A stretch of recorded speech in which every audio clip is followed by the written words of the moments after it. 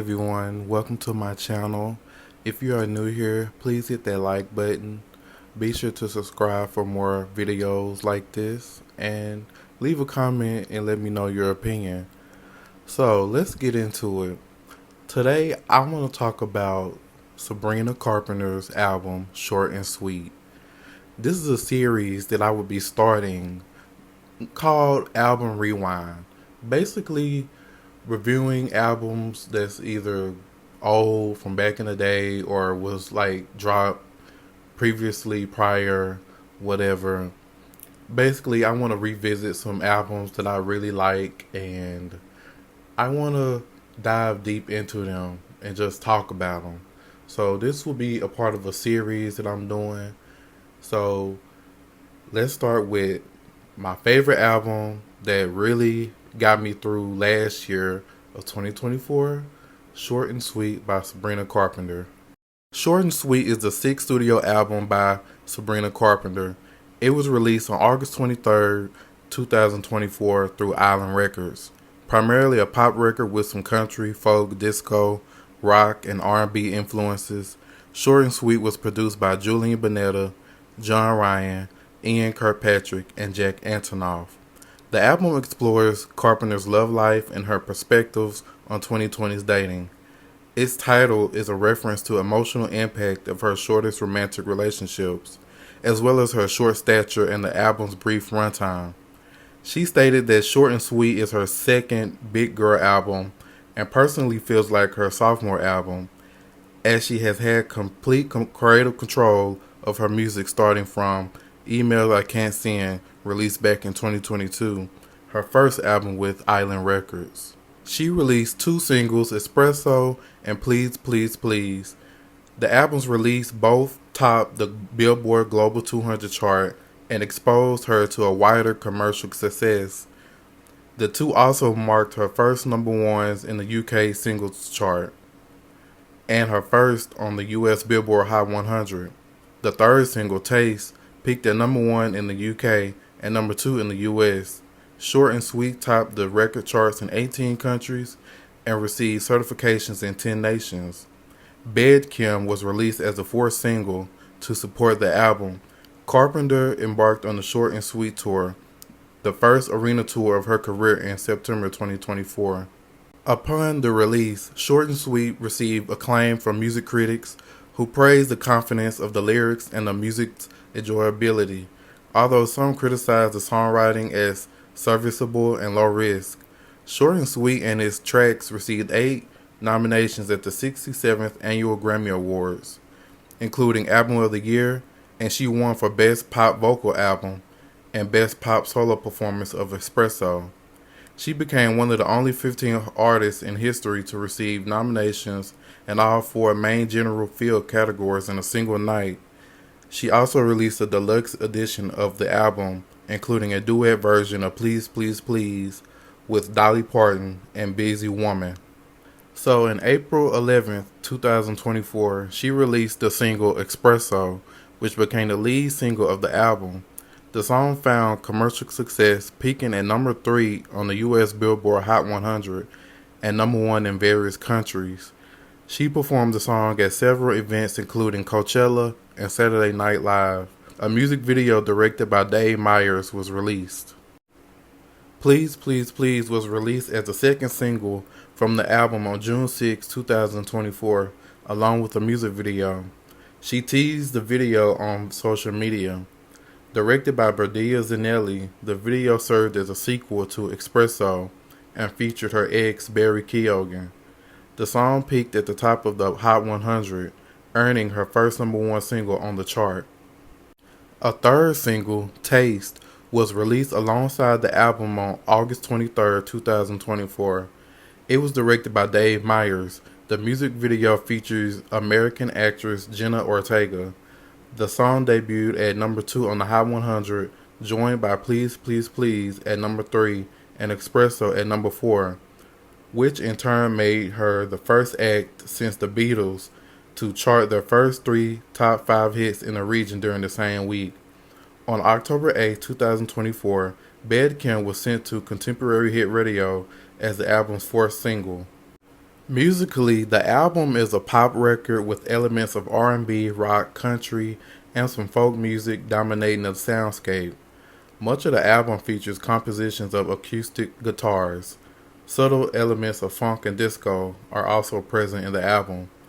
Critics have observed creative influences of Taylor Swift, Dolly Parton, Casey Musgraves, and Ariana Grande on the album's composition. Short and Sweet debuted at number 1 on the U.S. Billboard 200 chart, marking her first number 1 and top 10 album and best opening week to date. It opened with 362,000 album units. The album spent a second week at the top spot with 159,000 album units. In its third week, the album remained at number 1 with 117,000 album units. This made it the second longest running number 1 album of the year on the Billboard 200. As of September 2024, Short and Sweet has been certified platinum by the RIAA, marking this achievement as a first for any of her albums. Now that I have read her stats and statistics and everything in between about the album, the sales, the charts, I want to give my opinion in this portion of the video.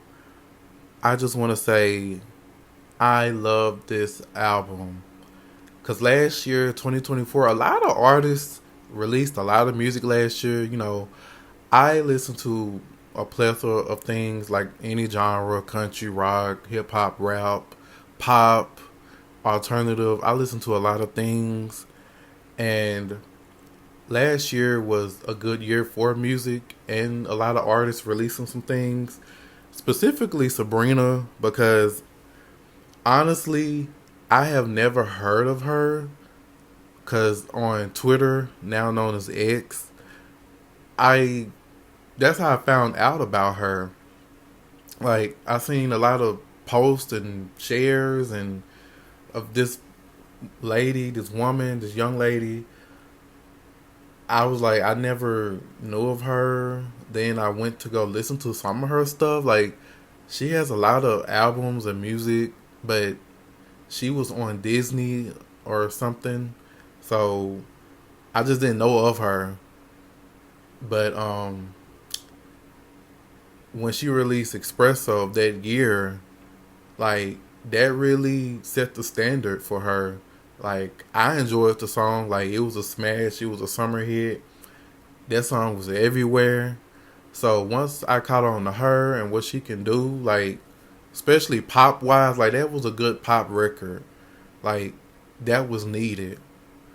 So once she released it, I'm like, okay.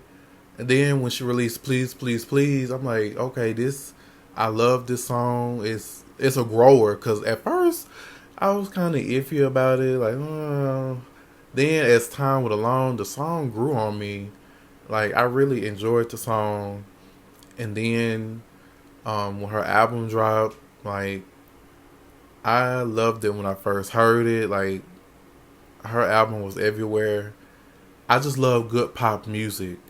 So I really enjoyed the album. Like, it's hard to please me when it comes to music, and it's rare that an artist can release an album when there are no skips on the album. Like, I can play this album all the way through. Each song, I don't have to skip nothing. Like, this album is a good body of work. It's a good pop album, and I really enjoyed it. Like, I feel like if you just now getting into an artist, I would recommend this album to start with, even though she has other albums that she's released. But personally, I would recommend this album if you want to, start listening to her. Other people might say otherwise. I don't know. I tried to listen to Emails I Can't Send, her other album before this one. I might have to go back to that one, but I really enjoyed this album the most. So, but I'm probably gonna dive off up into that album Cause I did like that song she released before. It's called Nonsense. I really like that song. So yeah. So anybody that's listening to this video, this is a good album that I would recommend because I really, really love this album. Like I love pop music, and this is to me this set the standard. Like I'm giving this album a lot, but this is a good album. Like my favorite songs on the album are "Good Graces," "Bed Kim," and "Don't Smile." Like oh my god, "Don't Smile." That's the last song on the album. Like that should have been a single. Like I love that song. Like a lot of people love that song. Like it's been trending on TikTok, and it's crazy how people catch on to something when they like never heard something before. It's like I'm sitting here like, well, dang, y'all just now catching on to the song. Like this song a bob. Like y'all just now catching on. So it's like people gonna play the song out, run it into the ground. But I think that's a good thing because it's getting more known. It's getting more listeners. But I really wish that this song was released as a single. And Good Graces. And, like, I wish that song had a video. Like, I love Good Graces. Like, on my commute to work, like, that's a good, song to wake you up in the morning. But yeah, those my favorite songs off the album. Like in total, I really love the whole album. I love each track of the on the album.